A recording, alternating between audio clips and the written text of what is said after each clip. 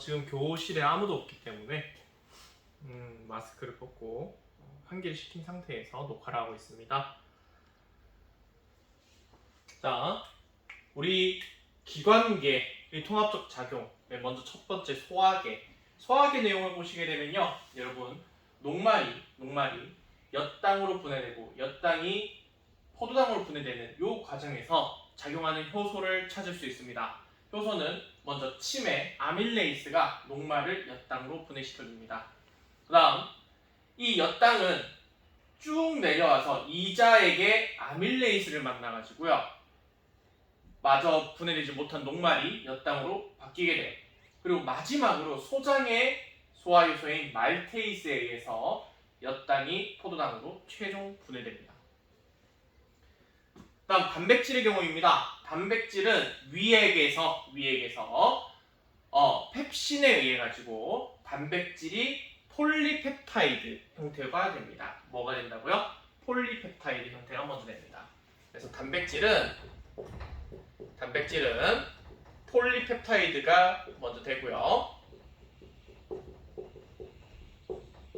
이때 작용하는 효소가 펩신입니다. 펩신은 위액에 있는 효소라고 얘기를 드렸습니다. 그 다음 이 폴리펩타이드가요, 디트리펩타이드 2개 내지 3개의 펩타이드 결합으로 쪼개지게 됩니다. 이게 트립신에 의해서 이루어지는데요. 트립신은 어디에서 분비되는 소화효소냐? 이 트립신은 바로 이자액에 포함되어 있는 소화효소입니다. 이 디트리펩타이드는 최종적으로는 아미노산이 됩니다. 뭐가 된다고요? 아미노산. 그럼 이 디트리펩타이드를 완전히 쪼개가지고 아미노산을 만들기 위해서는 뭐가 있어야 되냐? 펩티데이즈가 있어야 됩니다. 뭐가 있어야 된다고요? 펩티데이즈. 펩티데이즈는 어디에 있는? 소장액에 있는 소화효소 되겠습니다. 그리고 지방은 지방산 2개와 모노글리세리드로 분해가 되는데, 이 지방은 먼저 쓸개즙에 의해서 유화됩니다. 쓸개즙, 이자액은 전부 다 12지장으로 분비가 되는데요. 지방은 쓸개즙에 의해서 유화가 됩니다. 유화가 무엇이냐? 우리가 비누로 기름때를 제거할 때 기름때가 조금씩 나누어서 떨어지는 모습을 볼 수 있습니다. 이게 바로 지방의 유화작용, 즉 쓸개즙이 지방을 유화시키는 겁니다. 이렇게 유화된, 떨어진, 큰 덩어리가 떨어진 경우 요건 훨씬 더 많은 효소들과 접할 수 있겠죠. 훨씬 더 많은 효소, 라이페이즈를 만나서 하나의 모노글리세리드와 2개의 지방순으로 중성지방은 분해가 됩니다. 그렇다면 쓸개즙은 소화효소에 해당할까요? 그렇지 않습니다. 쓸개즙은 소화효소가 없습니다. 다만 지방을 작은 덩어리로 나눌 뿐입니다. 이 내용까지가 소화계에서 일어나는 소화작용에 대한 내용이고요. 소화된 영양소들이 어떻게 흡수되는지 설명을 드리겠습니다. 자, 영양소는 크게 2개로 구분할 수 있습니다. 수용성인 애들, 단당류, 아미노산, 무기염류, 수용성 비타민. 그다음 지용성인 애들, 지방산, 모노글리세리드, 지용성 비타민이 있습니다. 얘들이 융털로 흡수가 되는데요. 여러분들 밑에 보시면 이 그림 있죠? 이 그림을 선생님이랑 같이 한번 그려볼 겁니다.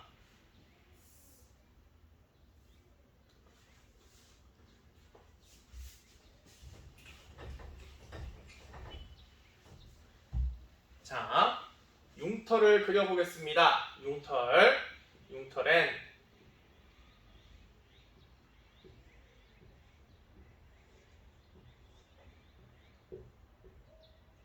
모세혈관이 있고요.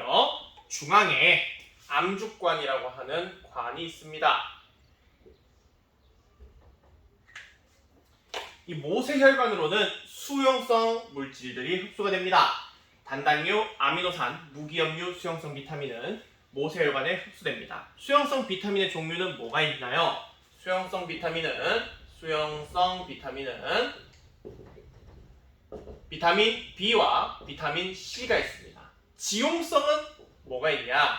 지용성 비타민은 비타민 A, D, E, K가 있습니다. 자, 그럼 수용성인 애들이 모세혈관에 흡수가 됐다 했죠?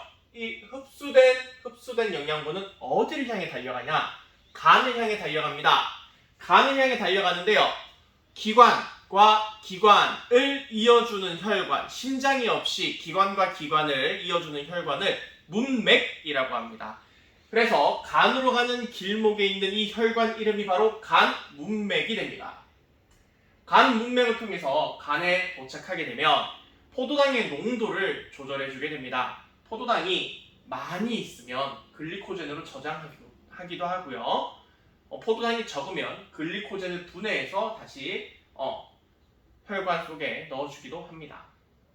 그리고 단백질도 합성을 해서 이렇게 혈관에 넣어주기도 하는데요.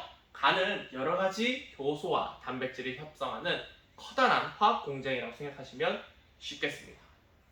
간 다음으로 간에서 심장으로 가는 혈관, 간 정맥을 따라서 쭉 흐르다가 하대정맥, 정맥 중에 대정맥 중에 아래쪽에 있는 정맥을 통해 가지고요.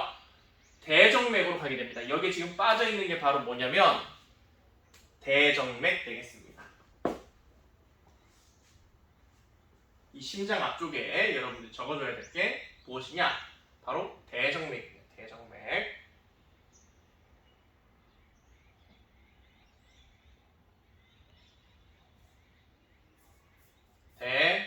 대정맥. 이 대정맥을 통해서 심장으로 들어가고 심장에서 몸의 각 부분으로 나가게 됩니다. 자, 그럼 지용성 물질은 어떻게 지나가냐? 지용성 물질은요, 암주관으로 흡수가 돼가지고요. 이 암주관은 안에 있는 영양소들을 가슴 림프관으로 전달을 해줍니다. 이 가슴 림프관은 좌림프 총계라고 하는 길을 따라가게 되는데요. 이 가슴 림프관 통해서 쭉 올라온 림프액들은 어디로 가게 되냐? 빗장 및 정맥이라 돼 있죠. 이건 다르게는 뭐라고 하냐면 여러분들 쇄골 아시죠? 쇄골? 하정맥이라고 합니다. 좌쇄골 하정맥. 다르게는 빗장 및 정맥, 빗장뼈 및 정맥이라고 해요. 이 빗장뼈 및 정맥으로 가서요. 상대정맥, 그리고 대정맥, 심장의 경로로 흐르게 됩니다. 이렇게 되면 우리는 이제 소화기에 대해서는 다 얘기를 했습니다. 이제 호흡기를 볼 겁니다. 호흡기의 대표적인 기관들, 그 조직에 대한 명칭을 좀 한번 살펴볼 건데요. 호흡기 보시면요. 여기 코 안쪽은 우리가 이제 비강이라 그러죠. 코 안쪽에 있는 공간이라서 비강이라고 해요. 비강. 그리고 기도가 있고요. 기도. 그리고 기도를 통해서 쭉 내려가면 기관지가 있습니다. 여러분, 기관지 들어보셨죠? 네, 한 번쯤은 다 들어보셨을 겁니다. 앞에 보세요. 자, 기관을 따라서 쭉 내려가게 되면 기관이 나뉘는 곳이 있습니다. 이 부분이 바로 기관지입니다. 기관지. 기관지는 좀 더 세밀하게 들어가는 작은 관이 있는데요. 이걸 뭐라고 하냐면 기관세지라고 얘기합니다. 이 기관세지 끝에 가게 되면 뭐가 있냐? 바로 폐포가 있습니다. 폐포는요, 이렇게 폐포꽈리를 형성하게 됩니다. 폐포꽈리. 뭘 형성한다고요? 여러 개의 폐포가 모여서 폐포꽈리를 형성합니다. 폐포꽈리를 형성하는데 이 폐포꽈리에는요, 혈액이 흘러요. 자, 심장에서 나오는 혈액은 동맥이라 부르고요. 심장으로 들어가는 혈액은 정맥이라 부릅니다. 그러면 심장에서 나오는 혈액은 뭐라 한다고요? 동맥이라는 게 있어요. 동맥. 심장에서 나오니까 동맥인데 도착지가 폐인 거야. 그래서 폐동맥은 심장에서 나와서 폐로 오는 혈액을 얘기합니다. 그래서 폐동맥을 향해 혈액이 나오게 되면 폐포를 통과를 해서 옆을 지나서 폐정맥으로 이동을 하게 되고, 이 폐정맥의 피는, 자, 심장으로 들어가는 피는 정맥이라는 데 있죠. 폐에서 출발해서 심장으로 들어간다 해서 폐정맥이라고 얘기합니다. 이때 기체 교환이 일어나게 되는데요. 기체 교환. A와 B를 보시면 A는 나오고 있어요. 혈액에서 폐포로. B는 폐포에서 혈액으로 들어가고 있어요. 자, A는 뭘까요? 그렇습니다. A는 CO2, 이산화탄소고요. B는 뭘까요? B는 그래요. O2입니다. O2. 산소죠, 산소. 얘들이 서로 기체 교환이 일어날 때, 이때 일어나는 기체 교환은요. 기체 교환은 뭐에 의해서 일어나냐? 바로 각각의 기체의 분압의 차이, 기체의 분압 차이에 의한 확산으로 일어납니다. 그런데 이 분압이라고 하는 건요. 분압이라고 하는 건 O2와 CO2가 서로 영향을 주지 않습니다. O2는 O2끼리만 영향을 주고요. CO2는 CO2끼리만 영향을 줘요. 서로 영향을 주지 않습니다. 이 내용을 밑에 그림을 통해서 한번 확인을 해볼 건데요. 자, 그림을 보시게 되면요. 그림 보시고 계시죠? 네. 그림 보시면 조직세포, 정맥혈, 동맥혈, 폐포, 대기 이렇게 있습니다. 그런데 산소만 볼까요? 산소는 어디가 제일 농도가 높나요? 그렇습니다. 대기가 제일 높아요. 그 다음 높은 데가 폐포죠. 그 다음 높은 데가 어딜까요? 그렇죠. 동맥혈이죠. 그죠? 그 다음 정맥혈, 그 다음에 조직세포입니다. 그럼 우리 한번 비교를 해보겠습니다. 조직세포는 0에서 40이잖아요. 그럼 동맥혈과 비교했을 때 누가 더 산소 분압이 높은가요? 동맥혈이 높습니다. 그죠?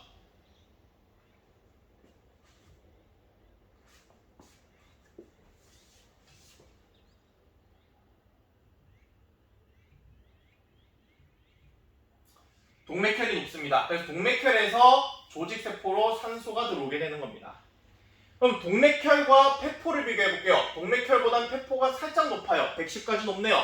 그럼 폐포에서 동맥혈로 산소가 들어오는 거고요. 대기보다는 폐포가 낮아요. 그래서 대기에서 폐포로 산소가 확산되는 겁니다. 반대로 얘기해볼까요? 자, 이 조직세포의 이산화탄소는 50에서 60 정도 됩니다. 근데 정맥혈은 50이죠. 동맥혈은 40이죠. 네, 조직세포가 이산화탄소가 훨씬 높네요. 따라서 CO2가 조직세포에서 정맥혈로 이동하게 됩니다. 그럼 이 정맥혈에 있던 이산화탄소는 폐포로 왔습니다. 왔더니 폐포의 이산화탄소가 정맥혈의 이산화탄소보다 농도가 훨씬 낮아요. 분압 차이가 훨씬 낮아요. 그래서 정맥혈에 있던 이산화탄소가 폐포로 나가게 됩니다. 그리고 폐포에 있던 이산화탄소는 대기는 0.3밖에 안 되네요. 그래서 폐포에 있던 이산화탄소는 대기로 다시 나가게 되는, 확산하게 되는, 이걸 우리는 기체 교환이라고 얘기를 합니다. 자, 이때 이 호흡은요, 조직세포와 혈액이 서로 기체 교환하는 걸 내호흡, 안쪽에 있는 호흡이라 하고요. 그 다음 혈액과 외부 공기가 서로 기체 교환하는 걸 외호흡이라고 얘기를 합니다. 자, 이제 순환 나오는데요. 순환하고 여러분들 하나 더 남아있는 게 있어요. 순환 말고 여러분들이 알아야 되는 건 배설입니다. 그죠? 배설에 대해서도 얘기를 해볼 겁니다. 여러분, 이 내용은 교과서 몇 페이지에 있냐면요.